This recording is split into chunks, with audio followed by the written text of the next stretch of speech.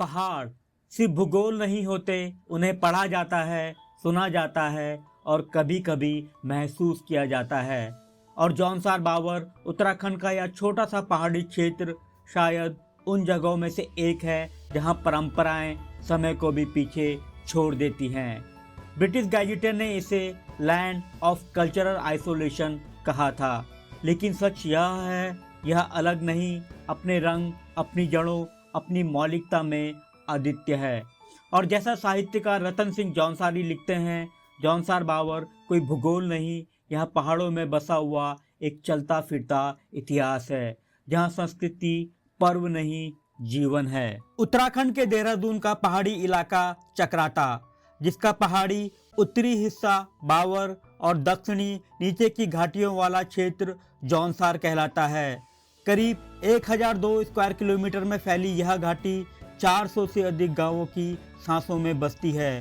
पूर्व में यमुना का नीला विस्तार, पश्चिम में टॉन्स नदी की गूंज, इन सब के बीच एक दुनिया अपने आप में पूर्ण जौनसार बावर। कभी जौनसार बावर सिरमौर राज्य का हिस्सा था, जो बाद में पंजाब प्रांत में शामिल हुआ और फिर हिमाचल प्रदेश का भाग बना। गढ़वाल की सीमा में बसा यह क्षेत्र गढ़वाल के राजा के अधिकार में कभी रहा ही नहीं। 1814 के गोरखा युद्ध के बाद जब ब्रिटिशर्स ने देहरादून पर अधिकार किया, तो 1829 में जौनसार बावर को देहरादून की चक्राता तहसील में शामिल कर लिया गया। यहीं से इसका प्रशासनिक इतिहास बदल गया, लेकिन सांस्कृतिक जड़ें नहीं हिली। जौनसारी पहचान आज भी हिमाचल के सिरमौर की परंपराओं के बेहद करीब महसूस होती है। भाषा, पहनावा और रीति रिवाज में सिरमौर के हाटी समुदाय से कई समानताएं मिलती हैं। इतिहासकार, मानव वैज्ञानी और एथनोफार्माकोलॉजी के शोधकर्ता एक शताब्दी से अधिक समय से इस क्षेत्र में रुचि रखते आए हैं। एटकिंसन की हिमालयन गैजेटर वॉल्यूम 2 में लिखा है, जौनसार बावर लंबे समय तक अलग थलग रहने के कारण उन परंपराओं को संजोए हुए है जो गढ़वाल के बाकी हिस्सों में नहीं मिलती। जौनसार बावर के दो सबसे प्रसिद्ध इलाके हैं चक्राता और कालसी। कालसी का इतिहास अनोखा है, यहीं सम्राट अशोक का प्रसिद्ध शिलालेख मिलता है और कई दौर में यह सिरमौर रियासत की अस्थायी राजधानी भी रहा। और चक्राता, ये जगह अपने घने जंगल, गहरी खाइयाँ और सैन्य रहस्य के कारण जानी जाती है। यह जगह आज भी एक अनकही कहानी जैसे लगती है।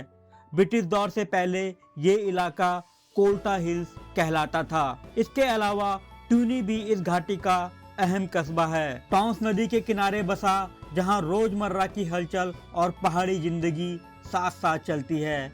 और साहिया, इस पूरे क्षेत्र का धड़कता हुआ बाजार, जहां लोग खरीदारी, मेलजोल और अपने दैनिक कामों के लिए पहुंचते हैं। जौनसार बावर अपने ऊंचे देवदार और पाइन के जंगलों के लिए मशहूर है।